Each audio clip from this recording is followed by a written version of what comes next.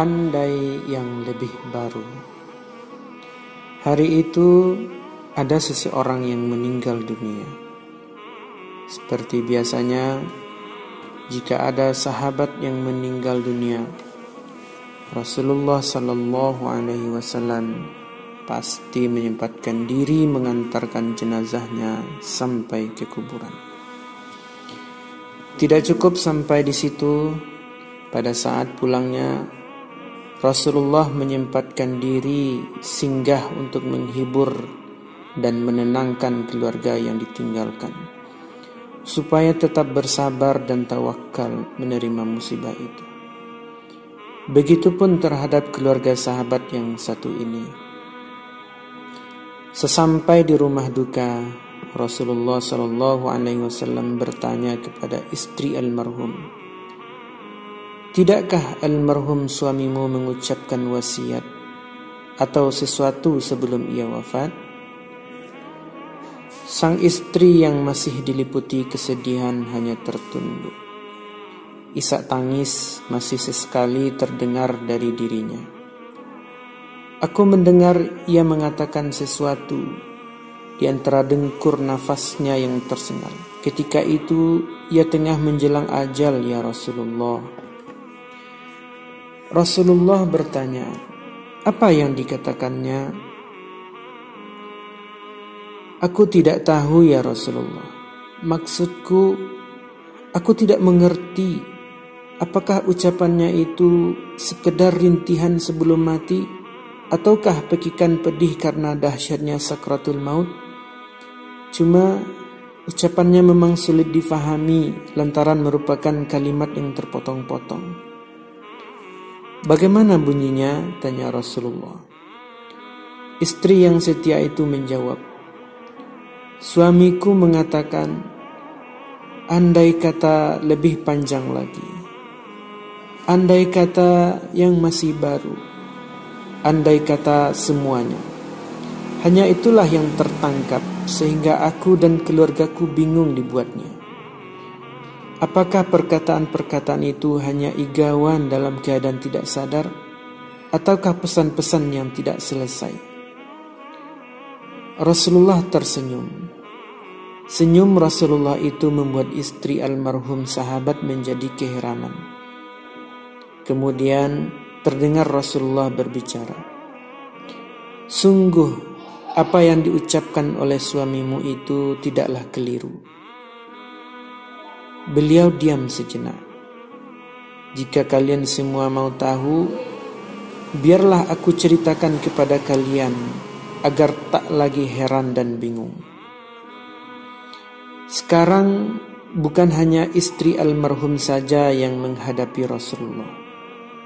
Semua keluarga almarhum mengerubungi Rasul, ingin mendengarkan apa gerangan sebenarnya yang terjadi. Begini kisahnya. Pada suatu hari ia sedang bergegas akan ke masjid untuk melaksanakan sholat Jumat.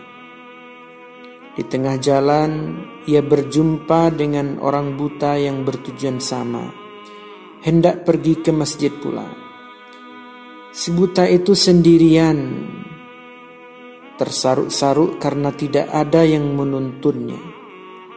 Maka dengan sabar dan telatennya, suamimu yang membimbingnya hingga tiba di masjid. Tatkala hendak menghembuskan nafasnya yang penghabisan, ia menyaksikan pahala amal solehnya itu.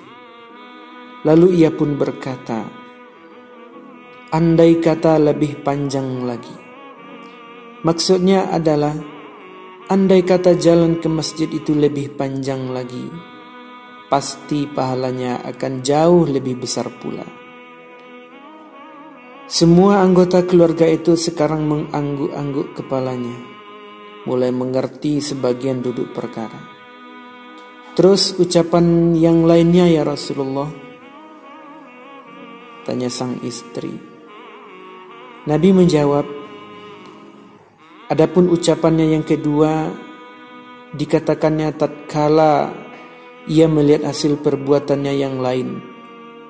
Sebab pada hari berikutnya Waktu ia pergi ke masjid pagi-pagi sekali untuk sholat subuh, cuaca dingin sekali. Di tepi jalan, ia melihat seseorang lelaki tua yang tengah duduk menggigil, hampir mati kedinginan. Kebetulan suamimu membawa sebuah mantel baru, selain yang dipakainya. Maka ia pun mencopot mantelnya yang lama yang tengah dikenakannya dan diberikannya kepada si lelaki tua itu.